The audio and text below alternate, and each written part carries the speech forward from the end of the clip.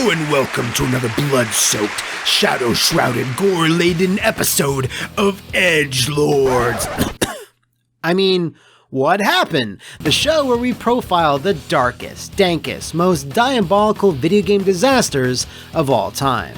And this week, we'll be reaching once again into the dusty, embarrassing trunk of projects that never really actually saw the light of day, much like, say, StarCraft Ghost, which just so happens to have a playable demo out. Yes, I know, thank you. So, we're going to be shedding some light on the infamous and very fluid-encrusted fighting game known as Thrill Kill, a surprisingly technically ambitious PlayStation title that fancied itself as the most violent and taboo-destroying piece of media of all time. Anyway, we'll not only see the weird confluence of decisions that led to Thrill Kill's demise, but its very surprising origins and even surprisingly successors. This is going to be a wild one, I can tell you that for free. We start off in the coolest of the 1990s, 1995, when Paradox Development Studios was founded in Stockholm, Sweden, and wait, no, I'm very wrong. I was thinking of Paradox Interactive, another Swedish developer associated with White Wolf. I'm still wrong. It even says up there that it's not to be confused with. Here it is. Paradox Developments, founded in Los Angeles in 1994 by Christine Shu. 1994 was a cool 12 months as well. Alright, so Paradox was a brand new outfit who had their eye on Sony's then bleeding edge tech known as the PlayStation, and started working on concepts for a title called Earth Monster, which was a hearty mix of both fighting and sports, but seen through the lens of ancient Aztec culture. The game's rules closely mimicked Pak Tapak, which was a brutal ancient world version of basketball, and allowed players to tackle and roughhouse in the traditional midway sports style. The publisher Paradox had teamed up with for this project was Virgin Interactive, who had big plans for what they hoped would be a lucrative original IP. During the game's early development between 1996 and 97, producers at Virgin started asking for more and more fighting elements to be added, until they were just like, this whole sports ball thing is getting in the way of the fighting, so why don't we just drop it and just make it into a fighting game? And Paradox were all like,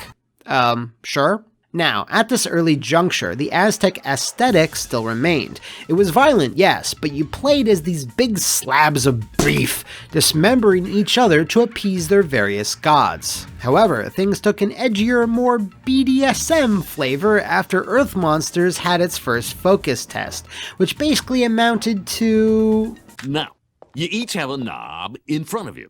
When you like what you see, turn the knob to the right. When you don't like what you see, turn it left. My knob tastes funny. Please refrain from testing the knob. When it was over, the overwhelming response was, okay, so you know what's hot right now? Mortal Kombat, blood, gore, and yabos. Slap some yabos in there, and don't forget about terribly dated representations of mental illness. Okay, so the Aztec look was out, but what was in? What inspirations would the team pull from now?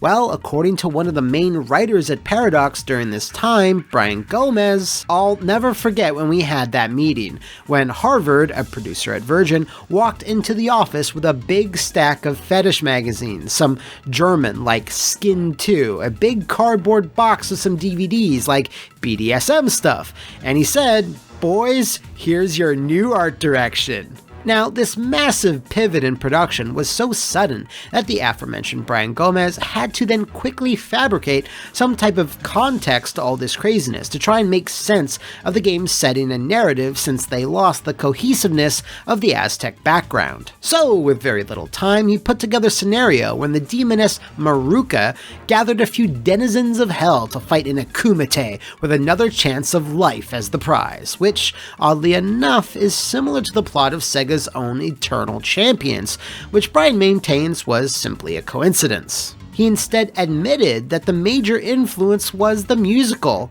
Cats, which, when you think about it, is insane, but when you break it down further, it is also a competition to win the chance for a new life, only with everything being slightly more jellical.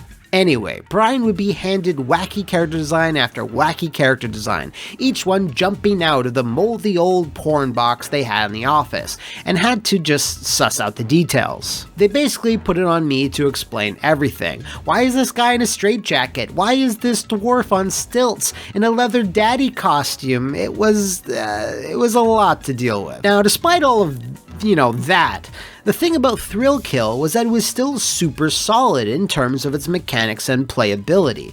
It was indeed fun to be locked into an arena that looked like it was out of, say, Silent Hill, and fight another bloodthirsty weirdo, or 2, or 3.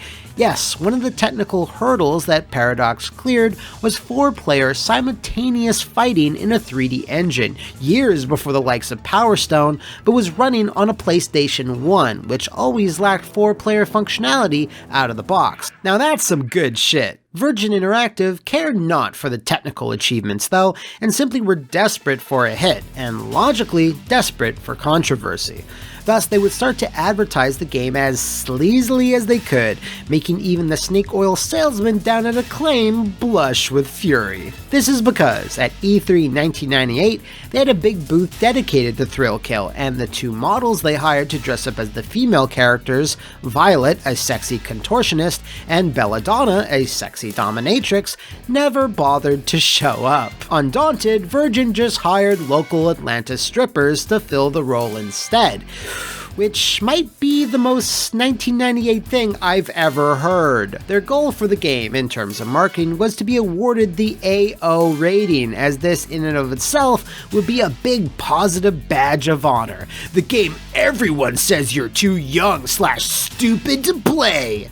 At least, that was the initial plan. Somewhere along the line though, as the game was finishing up development, Virgin started to run that shit the fuck back, and told Paradox they needed to tone things down to get a mature rating.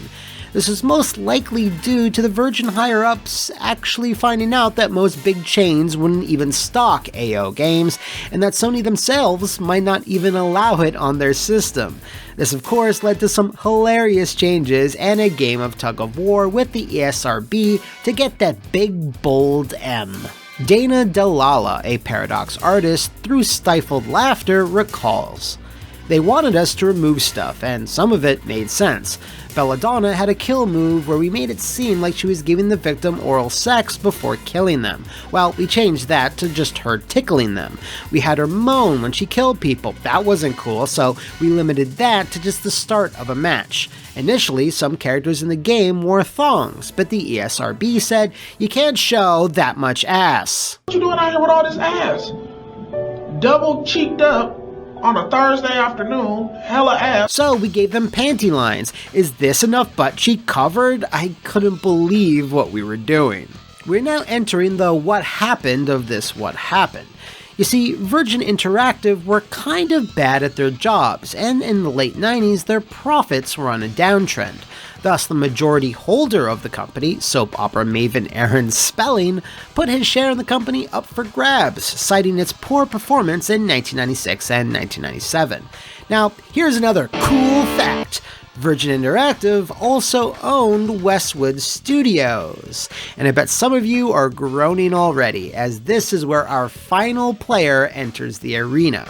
Electronic Arts purchased Westwood in late 1998 for a cool $122 million. But since Virgin was in the toilet at the time, EA basically got everything in the deal. They closed down Virgin and became the new de facto publishers of Thrill Kill. Now, you'd think the employees of Paradox would let out a groan you could hear from Orbit, but that actually wasn't the case. While it's difficult for many to shed the current view on Electronic Arts, the company published some very different stuff in the mid to late 90s. Skull Monkeys, Auto Destruct, Xena Warrior Princess, and Future Cop LAPD. So Paradox was fairly hopeful that EA, a strong financially successful company, would be the shot in the arm that Thrill Kill needed. They were the most wrong. Up until the acquisition by EA, Paradox were working to get the game to slide under the ESRB mature rated door, as it was literally weeks away from its advertised release date. Despite these efforts though, the project was never going to be something that EA would publish, and what's worse is that Paradox were the last to know about its cancellation. They essentially only found out Thrill Kill wouldn't be coming out by reading gaming websites, since no one at EA had contacted them beforehand. We read it on the internet. It's not a case of 6 guys in suits coming down from EA to let us down softly. They didn't even give enough of a shit to tell us in person. So, Thrill Kill was indeed killed. All that work and effort for naught because their new publisher couldn't even be bothered to alter the game further so it better fit their portfolio. But wait, it gets worse. Thrill Kill had achieved so much underground infamy that several publishers all expressed interest in the publishing rights and contacted EA to inquire about picking up the title. The most aggressive offers came from EA rival Eidos Interactive, but in a heartbreaking but nevertheless predictable move, EA rebuffed all offers, refusing to sell the rights to anyone. This is because EA was changing its business strategy around this time, and also, even more around this time, there were new rumblings about video game violence affecting child behavior, despite there of course being 100% no scientific evidence to back that up ever.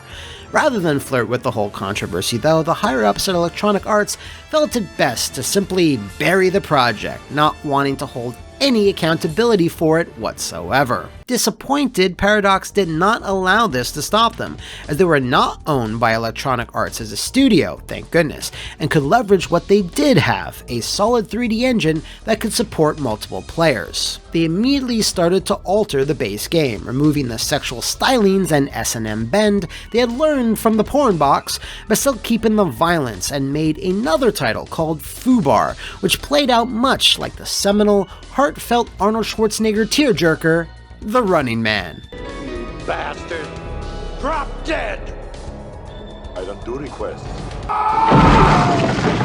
During this pitching phase to various publishers, Paradox had heard back from a producer at Activision that they were interested in making a game based on East Coast rap legends, the Wu-Tang Clan, as they were exploding in popularity at the time. Now, in these early pre-Def Jam days, taking any musical group and trying to make an action fighting game out of them might seem insane, but since the Wu relied on the texture and stylings of Shaw Brother films, that martial arts influence played into the Thrill Kill engine wonderfully. Thus, Fubar changed to Wu-Tang Shaolin style. While Paradox were not convinced that this unusual mashup would pay off, with many of the staff not even familiar with the group's music, the gamble thankfully did, and Shaolin style became a rather underrated hit. Its success also started to influence all of Paradox's future work, which tended to revolve around fighting and violence. Things like the X-Men Mutant Academy trilogy, the Backyard Wrestling series, and of course, The Lion King: Simba's Mighty Adventure. This all led to their most famous title, which unfortunately also leads to their demise in a roundabout way. Mortal Kombat Shaolin Monks, their second game with Shaolin in the title. This 2-player action beat-em-up is viewed as the best spin-off title from any fighting game franchise, leveraging tons of nostalgia from the series, an incredibly fun combat system, and tons of unlockables. Hell, there's even a versus mode that plays a lot like Thrill Kill. Paradox were even then renamed to Midway Los Angeles, and a sequel was put into pre-production, known as MK Fire and Ice.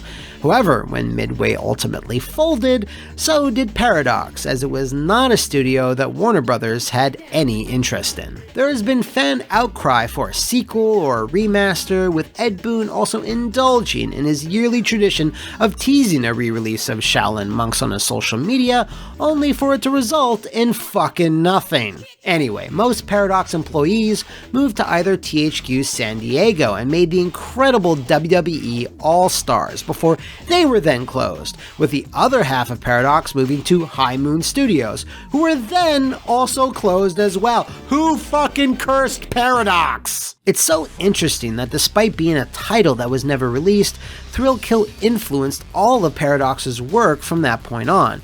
Hell, they even went from trying to emulate and supplant Mortal Kombat to becoming one of the best Mortal Kombat games of all time. But it's still a shame that this gaudy 90s as hell fighting game was never released. unofficial channels. Yes, while I'm sure some of you are aware of this, Thrill Kill was leaked onto the internet, with a few physical copies also being in circulation.